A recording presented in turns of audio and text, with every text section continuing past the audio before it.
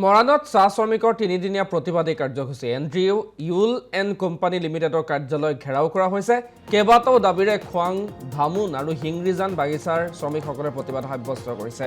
৮ বজাৰ পৰা পৰিচালকৰ কাৰ্যালয় ঘেৰাও শ্ৰমিকৰ কৰ্মচাৰীৰ পষেকীয়া দৰমহা সময়মতে প্ৰদান নকৰাৰ অভিযোগ। ৰেচন বিতৰণতো অনিয়ম চলাৰ অভিযোগ উত্থাপন কৰিছে শ্ৰমিকসকলে।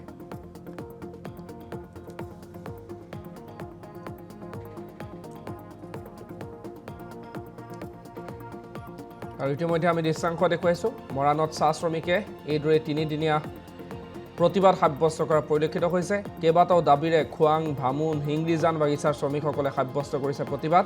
পুৰুষ মহিলা সকলো ওলাই আহিছে।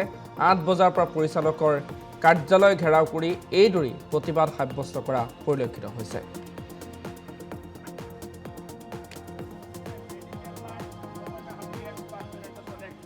এই হিংৰিজান চাহ বাগিচাখনত আমার শ্রমিক ভাই বন্ধুর বোনাস, ছুটি পয়সা, দরমা, রেশন ইত্যাদি ইত্যাদি আজি 4টা বছর হয়ে গেল আমি মানে দেনা নেনা পাওনার ক্ষেত্রে যথেষ্ট অসুবিধার সম্মুখীন হয়েছো।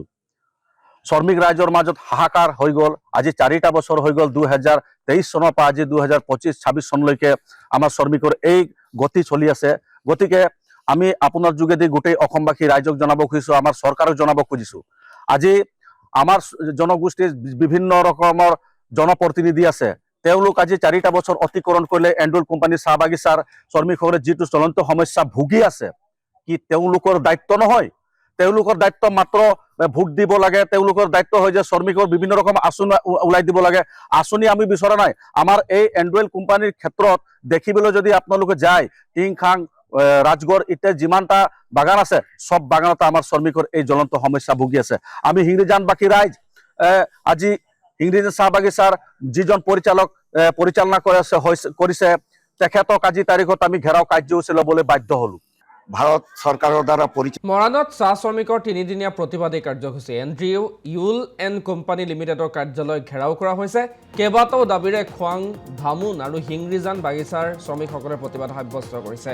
৮ বজাৰ পৰা পৰিচালকৰ কাৰ্যালয় ঘেৰাও শ্ৰমিকৰ কৰ্মচাৰীৰ পষেকীয়া দৰমহা সময়মতে প্ৰদান নকৰাৰ অভিযোগ।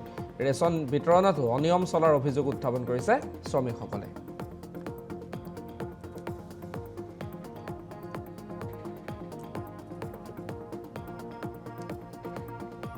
আৰু ইতিমধ্যে আমি দৃশ্যাংশ দেখুৱাইছোঁ। মৰাণত চাহ শ্ৰমিকে এইদৰে তিনিদিনীয়া প্ৰতিবাদ সাব্যস্ত কৰা পৰিলক্ষিত হৈছে। কেইবাটাও দাবীৰে খোৱাং, ভামুন, হিংৰিজান বাগিচাৰ শ্ৰমিকসকলে সাব্যস্ত কৰিছে প্ৰতিবাদ। পুৰুষ মহিলা সকলো ওলাই আহিছে। ৮ বজাৰ পৰা পৰিচালকৰ কাৰ্যালয় ঘেৰাও কৰি এইদৰে প্ৰতিবাদ সাব্যস্ত কৰা পৰিলক্ষিত হৈছে।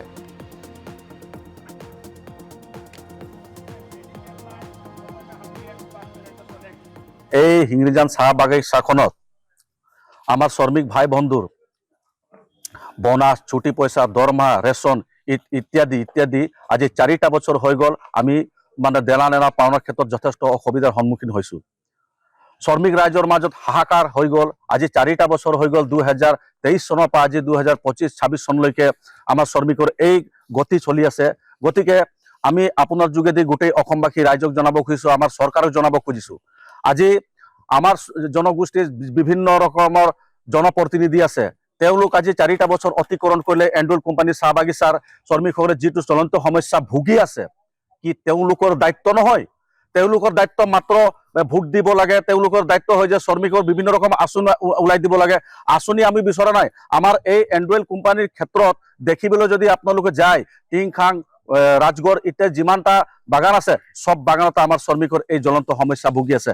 আমি হিংৰিজানবাসী ৰাইজ আজি হিংৰিজান চাহ বাগিচাৰ যিজন পৰিচালনা কৰিছে তেখেতক আজি তাৰিখত আমি ঘেৰাও কাৰ্যসূচী ল'বলৈ বাধ্য হলো।